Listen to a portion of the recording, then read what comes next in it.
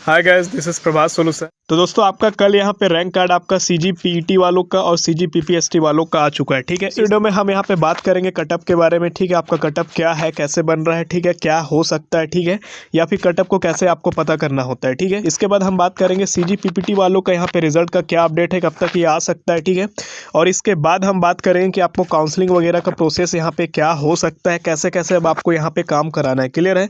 तो चलिए हम वीडियो को स्टार्ट करते हैं। अगर आपको कोई डाउट आता है तो आप इस व्हाट्सएप नंबर पे आप यहाँ पे मैसेज कर सकते हैं कि सर कॉल पे बात करना है। आप यहाँ पे 10 रुपये पर कॉल का यहाँ पे आप पे करेंगे और आपको सामने से कॉल आएगा। 5 से 10 मिनट के बीच में आपका जो भी डाउट आता है, जो भी क्वेरीज आता है, आप यहाँ पे सॉल्व कर पाएंगे। ठीक है, सबसे पहले आपको ये रैंक कार्ड आपको मिल गया होगा। ठीक है, इसमें 2 से 3 चीज़ आप समझ लो। अगर आप फीमेल हो तो यहाँ पे ये 2 रैंक कार्ड आपके लिए इंपॉर्टेंट है। अगर आप मेल कैंडिडेट हो तो ये 2 जो आपका कैटेगरी रैंक यहाँ पे दिया है ये आपका इंपॉर्टेंट है। ठीक है, आपका ओबीसी में ये स्थान होगा और आपका ओवरऑल जो छत्तीसगढ़ में है ये स्थान आपका यहाँ पे होना है। क्लियर है? आप यहाँ पे देख सकते हैं इतनी सीटों के बीच में आपको यहाँ पे चयन किया जाएगा, ये आप यहाँ पे समझिए। ठीक है, मतलब यहाँ पे अगर 23 अगर बोला है तो इनके ऊपर 22 लोग का पहले चयन होगा, उसके बाद इनका नंबर 23वां नंबर पे आएगा। क्लियर है? तो रैंक जितना कम होगा ये उतना बेस्ट है। क्लियर है? क्योंकि रैंक 1 बोलने का मतलब क्या है, टॉप 1, जो पहला नंबर टॉपेस्ट है वो व्यक्ति यहाँ पे होता है। ठीक है, यहाँ पे जो कल आपका आ चुका है उसके बाद का आज के मीडिया आर्टिकल में देखिए बताया गया है कि प्री इंजीनियरिंग टेस्ट यानी पीटी का और प्री फार्मेसी टेस्ट का नतीजा कल जारी हो चुका है। अब इंजीनियरिंग व फार्मेसी का जो प्रवेश है, जो एडमिशन है, उसके लिए काउंसलिंग शुरू होने वाला है। ठीक है, जल्दी। ठीक है, अब इसके लिए क्या है भैया, इसमें यहाँ पे बताया गया है कि यहाँ पे आप देख सकते हो कि आपका इसके लिए तैयारी की जा रही है। तैयारी क्या बोल सकते हैं कि सीजी व्यापम अब क्या कर रहा है, सीजीडीटीई को नोटिस जारी कर दे रहा है कि हम यहाँ पे पीटी वालों का, पीपीएसटी वालों का क्या है, रिजल्ट को दे दिए हैं। सभी प्रोसेस हमारे द्वारा कंप्लीट हो गया है रिजल्ट को लेकर के। अब आप इसके रिगार्डिंग आप क्या करें कि काउंसलिंग की प्रोसेस को आप यहाँ पे चालू करें। तो यहाँ पे सीजीडीटी को यहाँ पे नोटिस भेजा जाना है। ठीक है, आपका आजकल में आपका चला जाएगा सीजीडीटी को नोटिस। इसके बाद सीजीडीटी क्या करेगा, काउंसलिंग का पूरे प्रोसेस को निकालेगा। ठीक है, और उस काउंसलिंग के प्रोसेस में अब आपका क्या है, सीजी व्यापम का कोई रोल नहीं है।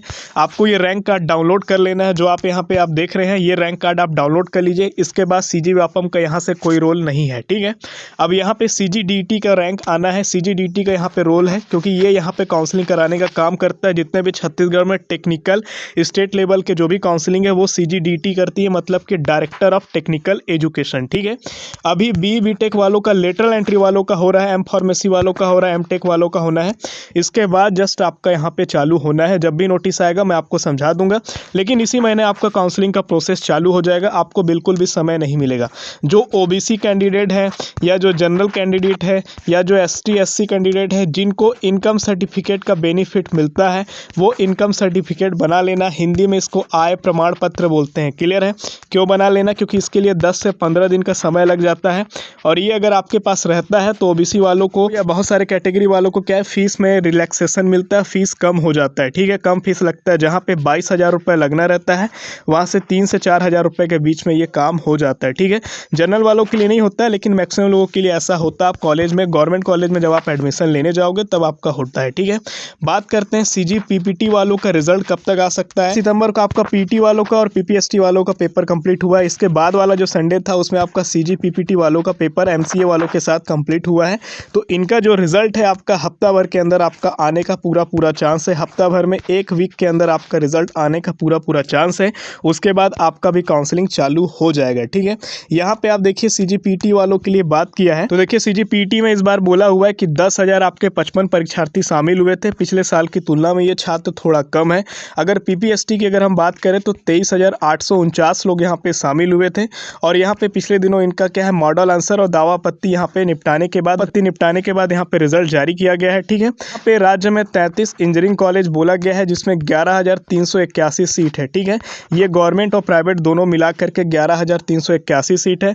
अगर आप गवर्नमेंट सीट की बात करेंगे तो लगभग इसका आपका 15 से 20% आप सीट ले लो गवर्नमेंट का, बाकी सब प्राइवेट का आपका होना है। ठीक है, अब यहाँ पे क्या है, पिछले साल की तुलना में थोड़ा सीटें भी कम हुआ है इंजीनियरिंग में। और फार्मेसी की बात करें तो, अगर हम फार्मेसी की बात करें तो इसमें बी फार्मा और डी फार्मा 2 प्रकार का फार्मा होता है। ठीक है, तो बी फार्मेसी के लिए 3,192 सीट है और डी फार्मेसी के लिए 2700 आपका 41 सीटें यहाँ पे कहा गया है। ठीक है, ये भी गवर्नमेंट और प्राइवेट दोनों मिला करके ये सीटें हैं। अब बात करते हैं यहाँ पे कटअप को लेकर के। ठीक है, तो कटअप अभी सीजी व्यापम जारी नहीं करता है, तो वो केवल टॉप 10 का लिस्ट जारी करता है कि जो छत्तीसगढ़ में टॉप 10 में कौन आया है वो बस यहाँ पे बताती है। है, ठीक है। उसके बाद आपका रैंक क्या बना है, छत्तीसगढ़ में आपका क्या पोजीशन है वो आपको बताता है। कटअप आपको तब पता चलेगा जब आप काउंसलिंग भरोगे। काउंसलिंग भरने के बाद जब आपका क्या है एडमिशन का आपका नाम पुकारा जाएगा, जब आपको कॉलेज अलॉट हो जाएगा पर्टिकुलर, ठीक है। तो जिस गवर्नमेंट कॉलेज में लास्ट जो जिस बंदे को कॉलेज दिया जाएगा, ठीक है, वो नंबर उनका जो लास्ट नंबर रहेगा, उनका जो लास्ट रैंक रहेगा वही आपका कटअप बनता है, ठीक है। और वो फर्स्ट काउंसलिंग के लिए अलग बनता है, सेकंड काउंसलिंग के लिए अलग बनता है। क्योंकि फर्स्ट काउंसलिंग में जितने भी हायर रैंक वाले हैं, जो अच्छा रैंक अचीव किए हैं, सबसे कम रैंक वाले वो यहाँ पे क्या है आ जाते हैं। सेकंड काउंसलिंग में होता क्या है कि अब जिनको एडमिशन मिला रहता है वो ले लिए रहते हैं, अब वहाँ पे रैंक जो रहता है वो आपका ऊपर चढ़ जाता है। कहने का मतलब क्या है, ज़्यादा रैंक वालों को भी वहाँ पे कटअप के रूप में शामिल किया जाता है, ठीक है। तो कटअप आपको कब पता चलेगा, जब आपका यहाँ पे कॉलेज अलॉटमेंट आपका होना रहेगा, उसी दिन आपको पता चलेगा कि कितने नंबर वाले को यहाँ पे सीट दिया गया है या कितने रैंक वाले को यहाँ पे गवर्नमेंट का सीट प्रोवाइड किया गया है। तो बस अब आप यहाँ पे जो मैंने आपको डॉक्यूमेंट बोला है उसके साथ साथ आपका निवास, आय वगैरह ये सब आप देख लेना, जाति वगैरह सब आप कंप्लीट करके रखना, ठीक है। आय प्रमाण पत्र हो गया, जिसका किसी का अगर कृषक सर्टिफिकेट है, डोमिसाइल सर्टिफिकेट नहीं बना है तो भैया जा करके अपना बना करके रख लेना। अब काउंसलिंग आने वाला है और वहाँ पे आपको अपना डॉक्यूमेंट को चेक कराना पड़ेगा, वेरीफाई कराना पड़ेगा, तभी उस डॉक्यूमेंट का आपको बेनिफिट मिल पाएगा, ठीक है। तो अब आपका क्या इसी मंथ आपका काउंसलिंग हो करके आपका एडमिशन का प्रोसेस भी आपका चालू हो जाएगा।